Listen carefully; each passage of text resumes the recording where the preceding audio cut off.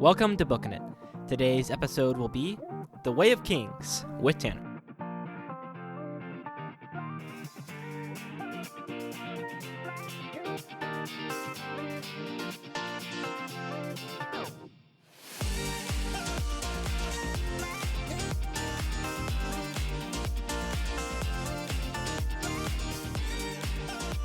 Hey everyone, welcome back to Bookin' It. I'm of course your eloquent host, Cooper Cobbs. Joining me today is my very good friend, Mr. Tanner Lewis. Howdy, folks. And we are back together once more. The two amigos, as nobody said. Anyway, we're excited to be back together. Bryson's coming over tonight. Bryson is coming soon. We're going to record our 150th episode, celebration episode. It's going to be fantastic. So, here's episode 151. Anyway, not behind us, next to us is our... I don't know. It's my brother. I don't know our what that... producer guy, I guess. He's going to... I don't know. He's going to be my research assistant The research today. assistant guy. Tucker Lewis, who, I don't know, big fan. The fans love him. I don't know what to say. Good morning, good afternoon, and good evening. Okay. That's not how it goes, but okay. And he didn't get close enough to the mic for it to work. It's all right. It's okay. Okay, well... He can be silent. Yes. Also, as that cough just demonstrated, I have a cold. I apologize. I had a ginger shot today, which, by the way, feels awesome. I love ginger shots. Hopefully, my cold won't interfere with the podcast, but anyway. Okay, Tanner, you read The Way of Kings, and let me pull up this text message that you sent to me after you were reading it, I guess. Because we were I did a podcast on it recently. Alone. Which I haven't listened to, by the way, Okay. so I have no idea what you went through in those. Yeah, true. Trying not to spoil it for myself. Let me find it. Okay. Why did you tell me how good the Stormlight Archive was? Two question marks, one exclamation mark. Thank you. I'm halfway through The Way of Kings, and I can't get enough. Then you realize there were 5 books and not 3. Talked about the audiobooks. Okay. Let me see. Okay, this book might just be the craziest and most thought-provoking fiction I've ever read. I said we should do a podcast, and you said yes. I just finished it. Okay, so what prompted that response in you, Tanner? Why would you say it's the most thought-provoking book of fiction you've ever read? Because we've read some on the podcast. We have, yeah. Well, let's add a caveat to that. It was the most thought-provoking newer fiction that I've ever read. Okay. Yeah. And what thoughts were stirred up? It was a lot of the idioms that were just presented throughout the entirety of the book, and the examples and stories that were given. And Dallin, so like the in-world Way of Kings, kind of? The in-world Way of Kings, and what I have pulled up on our screen that I'm looking at right now, it's the very end of book 1 in the epilogue where the wit is talking about novelty, and he goes through this long story, and he's like, so what do men value most? Yeah.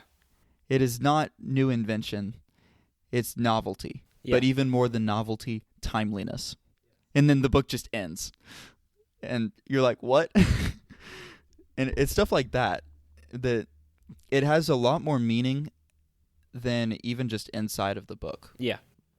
I think back to the story that the wit told Kaladin as well, the Wandersail, and you think back to yourself and you're like, and there's just that one section that the wit says, and you can just call him Wit, by the way. He turns out he's a major character. So the wit. Yeah.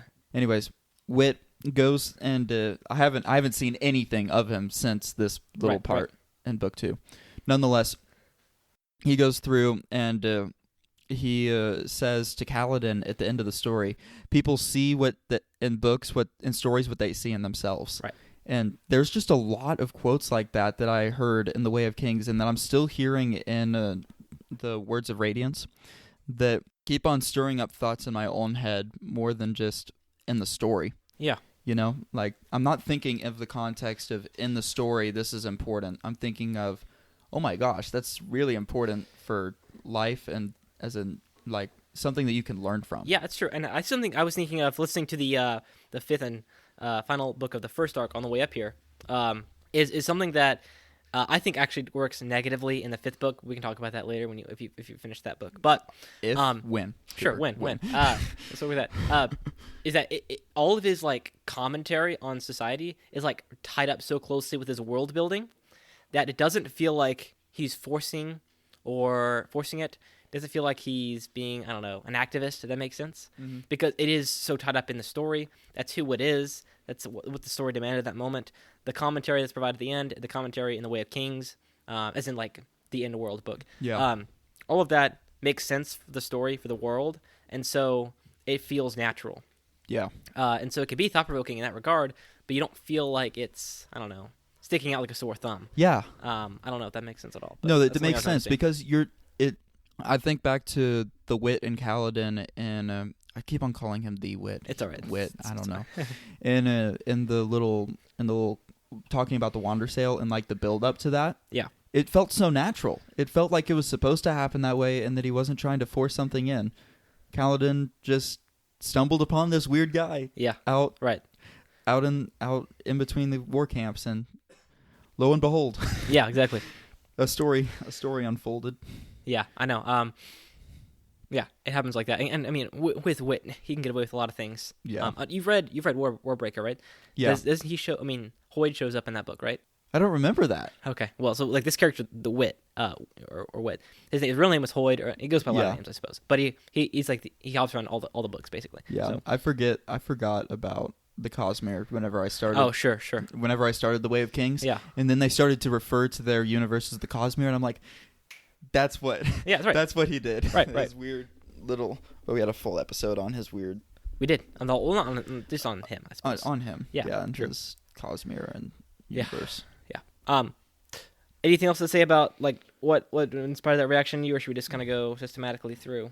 Yeah, that and the formation of the book per se. The world is very good. Yeah. Very good. I've enjoyed the world so far. It seems very realistic and lifelike. Distances Yeah. have been, I don't know. That's been something I was thinking about today. I was like, the distances have been weird to gauge.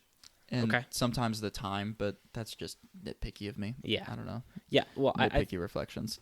I think you're right. I mean, he gets better at, well, you get a better sense for time as the books go on. Yeah. I think, in terms of like how much has passed, for sure. Yeah. Yeah. So let's take world building then. I know that a lot of people love this book for the world building, for how it kind of builds the world out. Mm-hmm.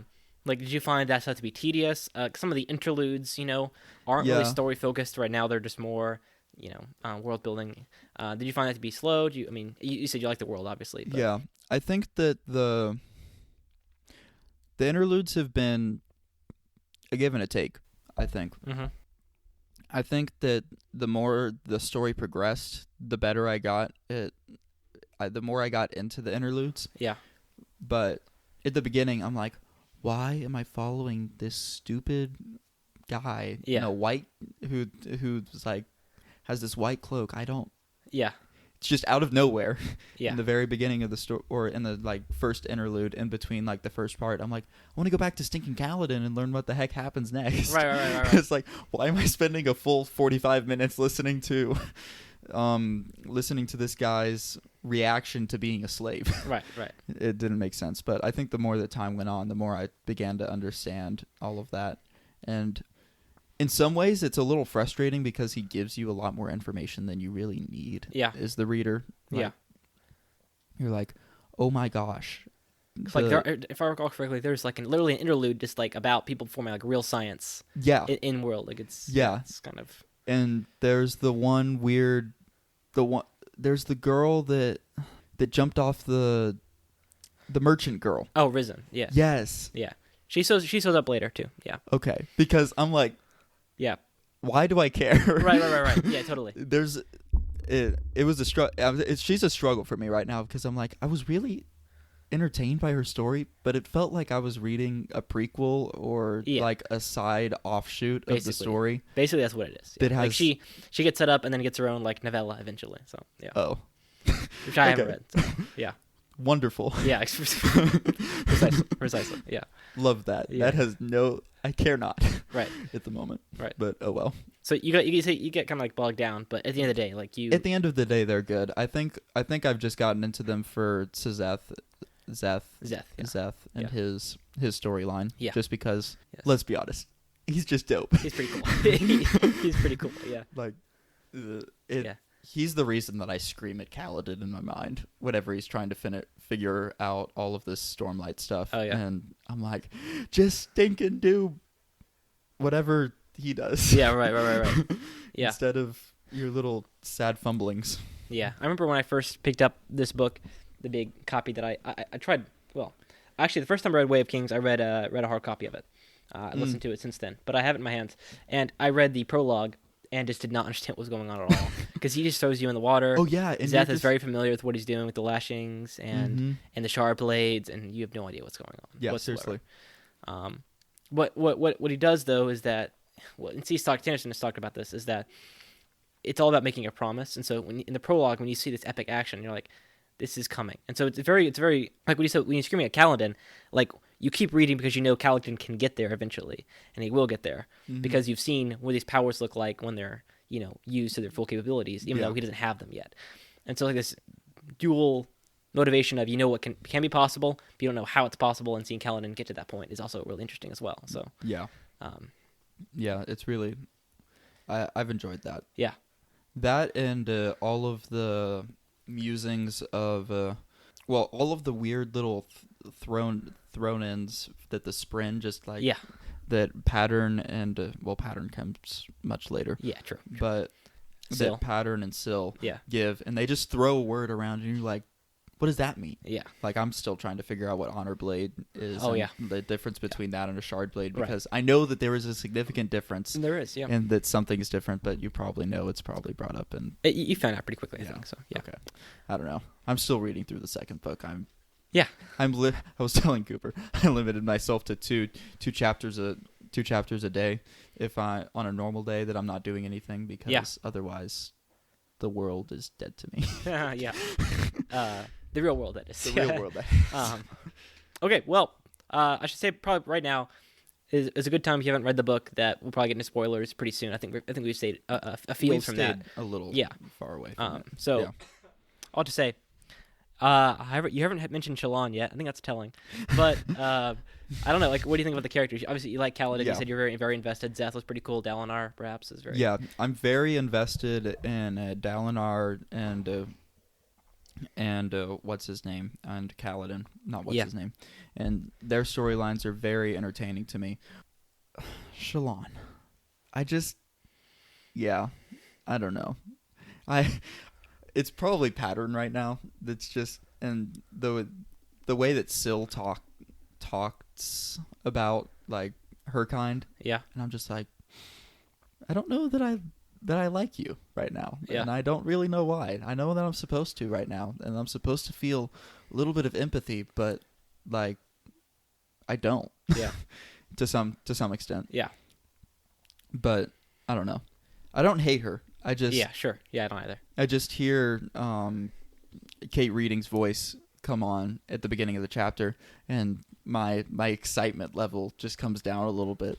Oh yeah. And just because I know that it's going to be Shallan's part, and I'm like, she's just her storyline is like kind of subdued. The stakes aren't that high in the first book. They get significantly higher in later books. Especially they've gotten higher in the second book, and it's not. And she's where I am in the second book. She's really close to meeting up with Cal. Like, she's just met Kaladin for the first time. Right. That's what I just. That's what I was listening to whenever I passed you on the street. On the street. Yeah, I passed this guy just like, like a hobo walking. I'm like, is that Tanner? No, I'm kidding. No, I was on a one. He was writing something. No. Is this Noadon walking to the No, kidding. Yes. You're ethereal. Yes, exactly. Yes. Anyways, very, very entertaining. Well, yes and no. She's just such a... Do you find her, I don't know, her witticisms funny? Yes, I do. I find myself laughing. It's just the way she makes decisions confuses me sometimes.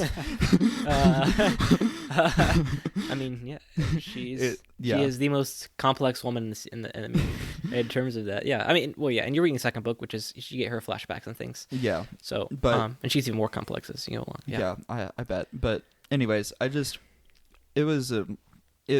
stakes were interesting, and it got a lot better the farther the deeper in we got to the books, but in the beginning I wasn't very invested. Yeah. I think that all of the excitement really raised when she started whenever she started to like discover that she could soul cast, Right. and all of that, and like after she actually like gets to know Yasna, Yeah. and then after that it's just, I don't know. Yeah. Almost dies. Almost dies on the ship in the beginning of. I mean like. Oh yeah. And figuring all of that out, that was interesting. Yeah. And that's when it was all really exciting, and Let me ask a question about that thing, because it kind of relates to characters a little bit, Yeah. but also more story. A lot of the Wave Kings, for me, what got me really hooked, I'll be honest, the first time I read it, and I talked about this in the episode if you want to go back and listen to it, but you don't have to. This is us now. I was kind of bored in the beginning half, but then it picked up as I went along, and part of it was the mystery. I think for me, the Yasna Shallan storyline, the big mystery there is, their scholarly discoverings of who the Voidbringers actually are, and that kind of like pulled me along through the last half of their stuff. Yeah. I don't know, like, what part of the mysteries to be solved, then the powers returning, like, what would you say that like, how much of that pulled you through or kept your interest? It did. I think the interesting and hard part of that was just trying to stay interested in what Shallan was doing and trying to say, because I mean she's just trying to steal a soulcaster for Sure. a significant And part of the story. I point this out in my episode. Her plan is so dumb. I had no idea what's going on. It made no sense. It was just like, what do you? I don't. Yeah, it was like people like to make fun of like Luke Skywalker's plot now. Yeah. But, like, what's he going to do with Jabba the Hutt? Like, was he just going to shoot him and then Yeah. was he planning on getting captured? Like, what's going on with that? This is just like 10 times worse than that. I don't know. Like, Yeah. oh my gosh. Anyway. No. So that was really. Then the Ghost Bloods are kind of in the background. Yeah. Then her past, and anyway, it all. My interest started to get carried along a lot more whenever she started doing the phantom drawings of the Spren and and all of them. That was when it really got interesting for me, and then that's when she started divulging a lot of the mysteries about, like, and you start to understand a little bit more of like her family background. Yeah. And that's when it started to get interesting for me, really, that's when my interest started to get driven along. Now I'm not as passionate about her anymore because she's with have the flashback started in the second book for her yet? Yes, Okay. they did. They just did. Okay. We'll see if that changes anything then. Yeah, maybe it kind of did. It was more interesting, but I can't get along with like her present storyline. Sure, she's just traveling in a wagon for the past 2 chapters. I remember reading that book for the first time. It goes on for a very long time. Yeah, seriously. Yeah. Okay. Well, so we talked about Shallan. We'll save Kaladin for last. Dalinar. Mm-hmm. I mean, I love Dalinar a lot. I love Dalinar. Let's just. Oh, that man. He's wisdom is the only word that comes to mind. Like, he thinks thinks through his decisions way before he makes any action to do anything. Yeah. And it's really interesting to watch that play out in the series as he's in the book, as he's just trying to figure out, like, how much am I trusting these visions? What am I doing? Oh yeah. Right. And am I going insane? Yeah. I'm gonna abdicate to Adolin, and then no, I don't need to do that. Yeah. And just watching all of that play out, that was really interesting and fun. And then all of his visions. Oh, every time. Yeah. Every time a vision came, you're like, yes, this is so interesting and so fun. And the world just seems to expand so much after every vision. Yeah. Because there's just so much perspective that's put in through the vision. Yeah. And all of that. So that was really interesting. That and his the almost contrast that it had to Kaladin's story. Because you've got Kaladin on the bridge cruise, right? And you have all of the excitement that's happening there and all of the hatred for Sadeas. And then you come into this other viewpoint of, like, how am I going to work with this man and trust him? Right. And that's just such a, like, the way that those two storylines work together and didn't work together at the same time and were just two sides to the same coin was very interesting to see both of those, because it was from two very different personalities, and he really captured the differences between the two of those really well. Yeah, that's true. That's true. Yeah, Thaddeus is a very hateable character. So you're right. Getting to see it in the Way of Kings from Dalinor's perspective of if I have to do what I need to do, And I think you're right. Like the positioning of Dalinar as this guy who always like driven to do the right thing, does the right thing as he sees it, is determined and things like that, and then having that contrast in a world of gray and black and white characters is very good to have that kind of like, so I don't know, strong straight man. Yeah. It's very helpful, and I like him for it. Yes, that and all of the quotations from the Way of Kings. Oh yeah, just so good, so applicable. Yeah. I think about that. I need to go back. This is why I pulled this up. I need to be able to go through my highlights in the book. I need to say this. A lot of the times when we do this, Tanner just like spends 45 minutes messing with technology we don't end up using. This time we got it to work. It's very helpful actually, but Tanner had to put it up on the TV in this room for some reason. Yeah, and he's got his Kindle pulled up. So the means by which we achieve victory are as important as the victory itself. Somebody quote that using LD, honestly. Seriously, I thought about that. I tried sharing it with Caitlin. She didn't like the fact that I. Yeah, I mean, it is just like a rejection of utilitarianism, I guess. Yeah, seriously, but yeah, that all of the quotes like that are just so good and so they bring so much thought into the decisions that are happening, because it's not a oh my gosh, you should feel joy in war and reading stories about war and like all of the majesty and death, and then Dalinar's like no majesty in this death. True. It's needless and petty. Right, and then that is actually a very interesting. I think that dynamic I forgot is pretty cool in the first book, because you see this. This people who are known for their war, for their bloodlust, and then realizing that this war is pointless and the nothing. thrill and the thrill, that becomes a big deal. Yeah, all of that was really, really good. Yeah, and it put a lot of perspective into like Kaladin's character even. Yeah, and the character of all of the other high princes. I feel like all of those sayings and the way that he brings in all of this philosophy almost into his story and all of these idioms and parables almost. Yeah. Bring his story so much deeper than just the shallow feeling that you could get from reading another book about a war. Sure. And Voidbringers and all of that, right? Sure. It's like those things are worthless without a deeper meaning behind it. And here is a really deep meaning of, should we be killing needlessly just for wealth and in the name of vengeance? Right. That's not vengeance. Right. All of that has been. Yeah. And I think you're totally right. I think, and I mentioned this earlier, but as Sanderson goes from like asking questions to perhaps providing more authorial answers, or at least seeming that way. Mm-hmm. You could disagree with those, and I do disagree with some of them. Yeah. But having a perspective and proposing these questions, I think, is, like I said, terrific to do as an author and crucial to the success of a good book.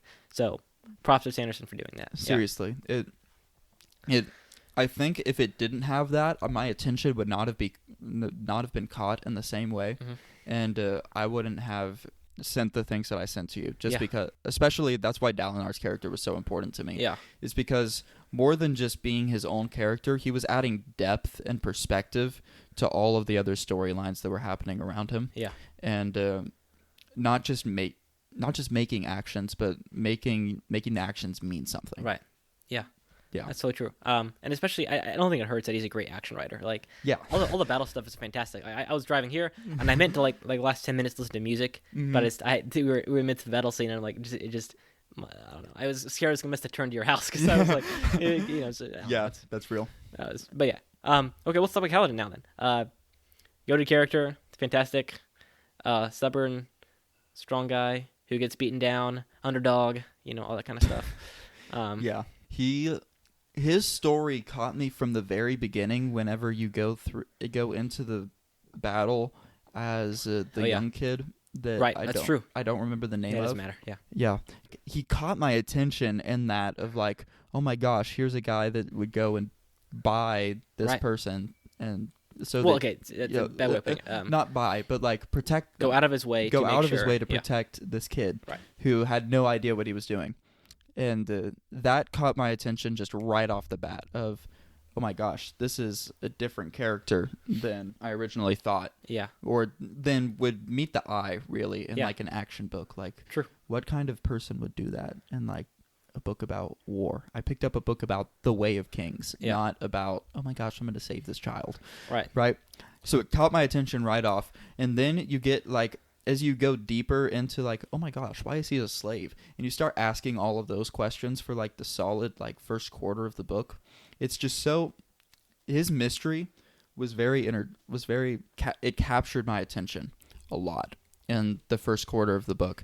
And from then on, it just became the question of who is Kaladin really, and what is his motivation, but why does he have to continue hating in this way, right? Like, because his hatred grew from much more than just, I don't like these people, like I don't like these specific people, but I don't hate the Light Eyes at all. Like I hate all of them, Right.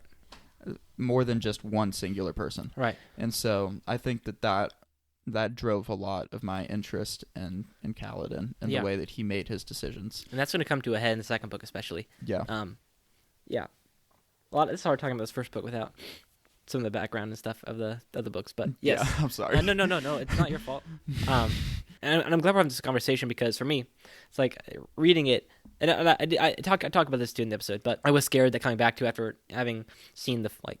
What you know, like it's hard to go back and watch the origin story of a superhero movie when you just like want to get to the good stuff where they can just like, you know, yeah. I mean, I have all their powers. I think about like Rand and like the totally. Wheel of Time, like in the last like 2 books, 3 books, when he's just like totally like lighting up entire legions of people, right? And then you're like, oh my gosh. He couldn't do that. He was wandering around alone, and he had to walk across. He took months for him to walk across the entire continent, right, or whatnot. He can't just walk there, exactly, straight through a portal. Yeah, but I'm glad this is but I didn't really feel that. It has its own benefits that are a little different.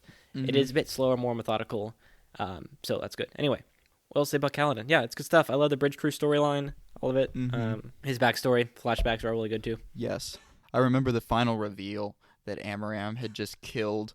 It caught my attention, and it was just like there was such a great build up to it, and then you hear that and you're like, oh my gosh, everything about Kaladin makes so much sense right now. Of course this man would feel hopeless and just have much more than just trust issues. Mm-hmm. Let's say it that way. So that build up and the way that all transpired was very, very, very entertaining. What I love about the way he develops characters is that even though this is a big flashback book, that storyline gets developed, and the character grows even after. And it gets right at having book arcs and series arcs that are both conclusive, make sense, but also are natural in the whole arc of the character. So I think Kaladin's a great example of this. In the first book, we'll talk about in the second book later too. Yeah, it was a really, really great way, like, as you were saying, that secondary story arc that he has in the flashbacks was really, really well done. Yeah. And I've just enjoyed in the first book, I really enjoyed watching him interact with the Bridge Crew and figuring out and, like, watch the way that he motivates them and inspires them and brings them out past their just animalistic bestial qualities. Yeah, sure. And brings them back to actual people again. And watching that was very fun as well. And the way that Sanderson really captures the human emotions and the ways that we perceive things really well. Yeah. And especially in Kaladin's story and in his character. He really captured like how desperate people can get and how much they'll try, how far they will go to be able to get out of that. I think my favorite part about Kaladin's story arc was in the first book, at least, was really with Wit in that talking about the Wandersail. Yeah. And after he gets out of that, there's this I mean, this is just another great example of like how Dalinar's storyline just amplifies all the other ones. But Dalinar, or no, what's her name? The one with the N. Navani. I was trying to say I don't know what I was trying. What was going through my head? Navani. Navani tells Dalinar, don't feel. Wait, you're being self-indulgent by feeling guilt or something along that lines. Those lines. And then the next chapter comes up with and that's like shortly after the Wander Sail. And then immediately after that chapter, just really shortly afterwards, Kaladin like finally gets out of his guilt and starts taking the responsibility for the actions that he has and stops blaming it on gods or curses and all of that. Right. And he takes that responsibility unto himself, but he doesn't feel guilty about it anymore. He's learned from it. And so the way that all plays out was just, it's what keeps me really interested in Kaladin's character and story arc, even more than anybody else's, because it's built upon by Dalinar. And great point. And you've got Shallan, who just adds informational pieces that make sense and start to add a little bit of perspective into Dalinar, or into Kaladin's story arc. I don't know. This really shows how much I enjoy reading about Kaladin more than any other character. There you go. He's great. He's fantastic. Yeah. Perhaps as we come to a close, we could kind of compare it to The Wheel of Time, a series you and I reviewed this summer. Feel free to talk. Like the writing style, the prose, the magic system, the characters. You feel it's better or worse? Well, first of all, this comes down to something that we were texting about as well. Guys, I don't think that I've listened to a fictional book that was not read by Michael Kramer or Kate Reading in the past 2 years, because they read all of The Wheel of Time. Yep. And then they are now reading the Stormlight Archive for me. Yep. So now I've just associated their voice with everything. Yeah. So part of that has just felt like a natural bleed over. It's like, oh my gosh, I don't know how other people read books anymore. It's true. Michael Kramer's voice lulls me to sleep every night. I'm pretty sure I fall asleep on his chapters as I set my sleep timer to end of chapter. Right. That's funny. Yeah. But so that there's that, which is probably good context. But true. I feel like I needed something. Part of the reason that I picked this up was I needed something that was long again. Okay. Because I mean, this is the first book I've picked up that was fictional since The Wheel of Time, actually. Really? Okay. Yeah. And so I felt like I could not go back to something short. Yeah. Personally. Like, I needed something long again that I could get invested in. Yeah, it's almost like going to a fancy steakhouse and going back to IHOP and being like, oh, this was never good. Yeah, seriously. I'm like... Well, it's like, well, yeah, once you've maxed out your capabilities with, 1,000-page books, it's like, oh, reading a 50-page... or even 300-page book, it's like, where's the meat? Seriously. On the steak. Yeah, I feel like if I was going to go pick up like a 200 or 300-page novel, I would be like, and it's over? Yeah. Well, and this feels like this should be like the side story that we just completed, right? I think of The Wheel of Time. You could probably fit a couple of side characters into a 300-page novel. Right, and we're also talking about, modern-day fantasy authors where, perhaps a Jane Austen novel that's 300 pages might be more substantive than something like that. That's true. So I definitely was looking for something big again. Sure. I wanted something big that could blockbuster. Yes. I needed a big story that was going to, I don't know, keep me entertained as I worked around the house. Yeah. While I was back at home. So that's the real reason that I picked it up. It bleeds in from The Wheel of Time. But I think comparing the two of them, the stories are similar, but I also can't help but like, obviously I finished out The Wheel of Time with Brandon Sanderson for the last 3 books, so I've only read Brandon Sanderson for like the last 7 months. Sure. Let's not talk about that. Well, fictionally. Yeah. But so writing style really similar as a result. It felt like a natural bleed from that. And I've really felt a lot of influences on the world from the Wheel of Time, and from Yeah. like the way that their societies are set up are very similar. Distinct, less the political systems in the Stormlight Archive are less confusing Okay. Yeah. than the Wheel of Time, I would True. argue. But the feel of the people is very similar Yeah. to the Wheel of Time. It feels like the feel of the cultures. I think of the Horn Eaters and their accents. I think of the way that he's bled in all of these languages, and he tells you whenever he's switching languages. Yeah. That all feels very Wheel of Time to me. It feels very heavily influenced, and it obviously was. Right. Right. But you can see a lot of the comparisons between that. I think he learned the bad habit of the interludes as a result of the prologues in the Wheel of Time. Perhaps. It's like, oh my gosh, I love a 400-page prologue. And I'm like, Well, I much prefer this style to that, though. I if you're agree. gonna do it, yeah. Please break up my side characters that have no bearing on the the story, rather than giving them to me in the beginning of a book as I'm trying to get back into the story. Correct. Yes. Right. And one thing that Sanderson does better than Jordan, though, is that Jordan likes to just like finish the last novel in the first 100 pages of his next one. Like, it pretty much is just climax, some resolution, and then like all the aftermath happens in the next book. Yeah. Whereas Sanderson, like, there's a lot of aftermath in this book. Yes. That is necessary, but it happens after the climax. And as far as climaxes go, it's a pretty small one compared to the rest of the series. I assumed as much. It felt a little There's small. actually, have you heard the term Sanderlanche before? No. You got to look up. Okay, Tucker, you can put this on the TV. You got a job.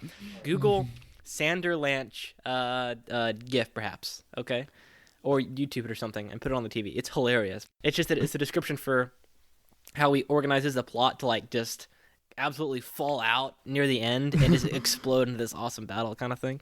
Which in the final book it's very minor because it's just Sadeas pulling out, which is set up and dastardly, and Kaladin and stuff is pretty cool, but it's not as like drastic as maybe happened. We're putting this on record right now before I finish the second book or anything. I truly believe that Kaladin is going to get an honor blade shortly. There we go. It's on record now. Okay. I get what you're talking about though, Sanderlanche. Yeah, that's funny. Anyways, on record, honor blade. I think he's gonna get one eventually. Yeah. Oh well, that's just for me. I'm really entertained by all of that. I love that I love the way he uses the Spren in that way to just. Well, and it's very handy to be like to show not tell. Yeah. Because instead of saying he was angry, you just have anger spren boiled at his feet. And like, oh, guess he's angry. Yeah, seriously. It's kind of like Perrin being able to smell people's emotions. Oh yes. In the Wheel of Time, right? It's very handy. Just like he smelled they were angry. It's like, oh, I guess they're angry. I know, especially for Perrin, who's notoriously bad at reading people's emotions. Yeah. LOL. He was homeschooled. Yeah. Yeah. I personally, though, find Jordan to be a better writer. Just like sentence to sentence. I find that like when he tries to be, I don't know, primordial or like gesture at, it's like, okay, when I hear about like, oh, the 10 honor blades and the Oath Pact, that's cool. But then when I hear a reference to, Ardor Hawkwing or the worlds, in the past, it's like, it feels biblical almost in a way that I don't know if Sanderson quite hits. No, it feels a little too young adulty. In the way Ouch. that in the way that he drops the new information like Sure. that, right? Whereas Sanderson definitely feels a lot more like full on like Lord of the Rings kind of feel. Oh, I was saying to otherwise. I like when Jordan does it better. Sanderson or Jordan? I like when Jordan does the like. That's what references. I'm saying. Okay, so you think Sanderson is young adult, and then Yes, that's what I was saying. Yeah, that's what I thought. But then you made No. I think that Sanderson is just a little more young adulty in the way that feels, in the way that he drops that information about the honor blades and stuff than Jordan ever was in the Wheel of Time. I also think, kind of go back to what we said earlier, Sanderson is more clear about things, but he's less subtle, I think, sometimes. Yeah. So that's it can be good and bad too. I was gonna say Give one and other thing. take. You Oh, can't be this is one perfect. thing about a general comment about the whole series, though. I think that Sanderson's lows are less low than Wheel of Time's lows, but I think his highs are a little less high, perhaps, than the Wheel of So Time. just a little more mellow of a book. Well, no, like more consistent. Mm. In like of the quality of the stuff. Oh, so you're not going to get a huge. You're not going to get like slog. a slog, you know. And there might be like parts of books that are slogs. Yeah. But it won't be like, oh, this entire 2-book section is a slog. It's like, Yeah. And the lows aren't that low. Even like, you know, maybe some of the Shalon stuff in this book is like the low. Just a better. He has a better way of bringing you into the character building. Arcs. Yeah. Than Also, whereas probably more structured. Too. Yeah, for more structure, maybe. I'm trying to find the words. Maybe less of a reliance on the climax that Jordan has in order to get his. Maybe. Yeah, well, his you're right. You're full- right. This goes back to the Sanderlanche, which, by the way, is that ever going to get pulled up, Tucker, or no? Okay. Oh, well, alas. You had one job. Okay, no. The whole it's called Sanderlanche because the whole thing is it's building towards the climax. Whereas in Jordan, it's just like, and he did this, and he did that. Climax! Whoa! It's like, oh, okay. Yeah. It reminds me of that one book. What book was it? That it's just like all of a sudden, it was one of the books like right before the slog, where it just like it's really mellow and it's just a lot of character building, and then the very end is like climax. You know, because no, that's when he goes and cleanses the taint. The taint. And, yeah, that's actually one of the slog books, I think. It is the slog book. Might be but like it gets 9, to yeah. But it gets to the end and you're like, oh my gosh, No, you're right. what just happened? That's what I was thinking of when you started talking. Yeah. Yeah, and you're like, oh, Yeah. Okay. That was the climax. All right. That was the climax. Cool. Great. Yeah. Sounds good. I really wish that would have been presented in a more way. It's not like we just spent 7 books with understanding that men were cursed. Right. Oh well. Yeah, exactly. I remember that happening. Yeah. Yeah. All right. Well, any final thoughts on Way of Kings? No. Mr. Brando Sando, as the people call him. No. Okay. Not on the Way of Kings. Well, cool. Maybe we can check in after you do Words of Radiance. Yeah, I like this way better than my solo episode. So people listen to this one. Just you ranting. Yeah. There's well, no person to put you in check. I don't know. I probably should have structured it more and stuff. But I mean, I think it's fine. But Yeah. Yeah. Oh well. All right. Well, we'll record later today. 4 of us talking about our past 150 episodes, and hopefully that is a good episode. But here's to 151 Way of Kings. Leave us a 5-star. Oh, we should pay donor shoutouts. What am I doing? Yes, this is a real episode. I'm sorry. I know this is right. I haven't been a part of a real episode. It's true. Yeah, that's forever. In 6 goodness. months, maybe. Yeah. Okay. Well, Tanner, what would someone do if they wanted a donor shoutout? They would go to patreon.com/bookinit and donate to any of our $5 tiers. Darn right. Okay. Shouting out. What should we do here? I don't know. You say a parable or something. I don't know. The Way of Kings. Nana. Life before death. Van Pappy and Wayla. Journey before destination. Anna. I don't remember the rest of it. By the way, my interpretation of those is that they're just like facts. It's like, you're right, life comes and then death comes, and then you do journey, and then the destination arrives after the journey. The way that Kaladin understood them originally, that's the way I understand them still. Yeah. No. Shrink before the weakness, I think, is the last one. Oh yeah, strength before weakness. Anna's shrink before weakness. Keenan. Protect those who can't protect themselves. There we go. Will. Have a strong will. Okay, go. There you go. My mom, Miss Jenny. I don't know. I don't have the book pulled up in front of me. Right here. We gotta find a good one. I know. Let's change to the back cover. What the heck? One of them will betray us. What the heck? Just the back cover. Donor shoutouts always collapse. What is this? Our episode's imploding right now. I was caught off guard. I know. I always kid. This is kind of the thing. Tucker, you got anything? What's something wise, like, a maxim, something wise to say? Parable. Oh. Humans prefer novelty. There you go. Mom would. Wait. There's that. Then there's our episode on Love It Lasts. You know? Okay, Mrs. Hall. What you hear in a story is what you need to hear. What you hear it most in yourself. One of the two. Okay, there you go. I'm as I said, I'm caught off guard. Kara. If friends were money, I would rather have 4 quarters than 100 pennies. If friends were money, I would rather have 4 quarters than 100 pennies. I would rather have 5 good patrons. Am I right? Than 100 bad ones. So thank you to our patrons. Woohoo! Okay. Yes. To love you guys. Thank you for listening. Leave us a 5-star rating and review. Share with your friends. We'll see you next time. Until then. Keep on booking it.